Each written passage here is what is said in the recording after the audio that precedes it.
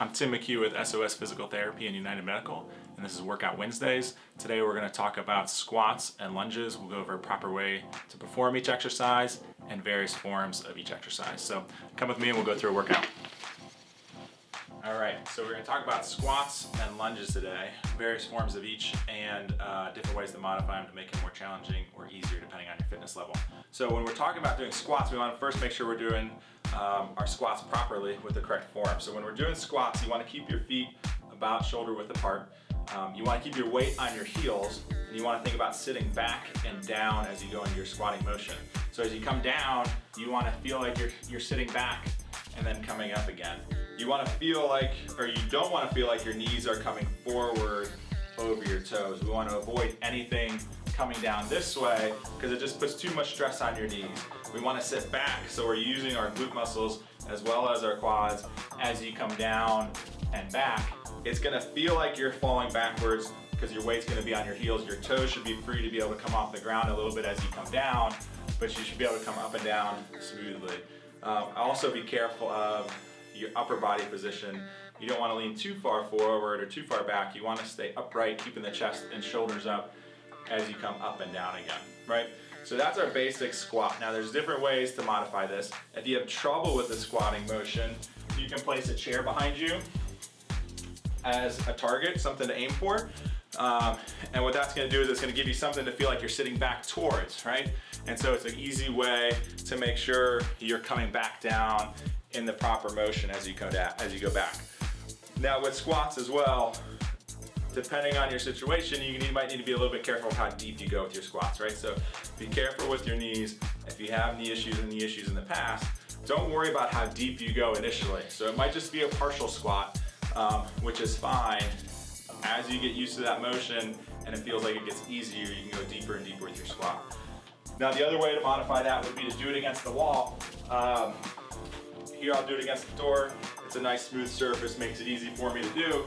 At home, if you have an exercise ball, you can put that behind you and you can do your squat that way. But when you're doing this, you're gonna want your feet in front of you a little bit so you're leaning back against the wall. You're gonna wanna keep your back flat against the wall or against the ball if that's what you're using. And again, you're just gonna slide down from there and then come back up again. The depth of your squat, again, when you're first starting isn't as important as making sure you have the proper form. So as you get more comfortable with it, go deeper and deeper with your squat.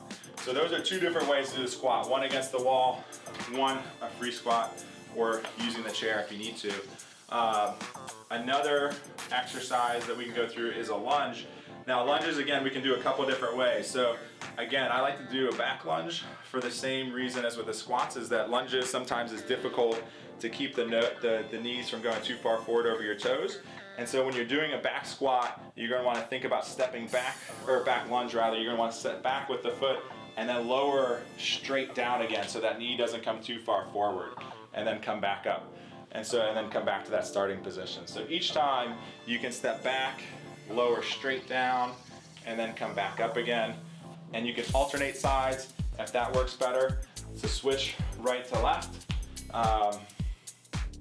Another way to do this would be to step forward, but again, you have to be careful with the knees.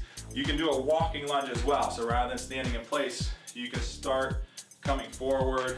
Again, making sure you're lowering straight down as opposed to extending forward. You just want to lower straight down and then come back up again and then move into the next position and back down and so forth, right?